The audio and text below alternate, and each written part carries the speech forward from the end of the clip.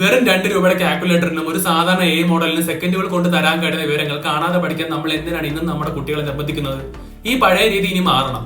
ലോകം ഇതുവരെ ചിന്തിക്കാത്ത നമ്മുടെ വരും തലമുറയെ ലോകത്തിന് നെറുകയിൽ എത്തിക്കുന്ന ഒരു തകർപ്പൻ ഫ്യൂച്ചറിസ്റ്റിക് വിദ്യാഭ്യാസ ചിന്താഗതി എന്റെ ഒരു കാഴ്ചപ്പാട് ഞാൻ പങ്കുവെക്കാം. ഇതിനെ നമുക്ക് ബയോമിമെറ്റിക് സിസ്റ്റമാറ്റിക് ആർക്കിടെക്ചർ ലോജിക് എന്ന് വിളിക്കാം. ഫിസിക്സിനും ഹിസ്റ്ററിക്കും ഒക്കെ വെവ്വേറെ കാണാതെ പഠിപ്പിക്കുന്നതിന് പകരം എല്ലാ വിഷയങ്ങളെയും പരസ്പരം ബന്ധിപ്പിച്ചുകൊണ്ട് സിനാപ്റ്റിക് പ്രോബ്ലം സിന്തസിസ് എന്ന രീതിയിലേക്ക് നമ്മുടെ വിദ്യാഭ്യാസം മാറണം. അതായത് 7ാം വയസ്സ് മുതൽ കുട്ടികൾ വെറും ഫോർമുലകൾ പഠിക്കുന്നതല്ല ചെയ്യണം. പകരം ആഗോള പ്രതിസന്ധികളായ ശുദ്ധമായ ഊർജ്ജ വിതരണം അല്ലെങ്കിൽ ഭാവിയിലെ ബഹിരാകാശ സാമ്പത്തിക ശാസ്ത്രം എന്നിവ ക്ലാസ് റൂമുകളിലെ ഒരു ആക്റ്റീവ് റിസർച്ച് ലാബാക്കി മാറ്റി പഠിപ്പിക്കണം. കുട്ടികൾ വെറും ഉപന്യാസങ്ങൾ എഴുതുന്നതിന് പകരം തങ്ങളുടെ ലോജിക്കൽ ചിന്തകൾ ഉപയോഗിച്ച് AI എങ്ങനെ കൃത്യമായി നിയന്ത്രിക്കാം, അതായത് പ്രോംപ്റ്റ് എഞ്ചിനീയറിംഗ് എന്നും അതുവഴി നമ്മുടെ നാട്ടിലെ കാർഷിക സാമ്പത്തിക പ്രശ്നങ്ങൾ എങ്ങനെ പരിഹരിക്കാം എന്നും പഠിപ്പിക്കണം.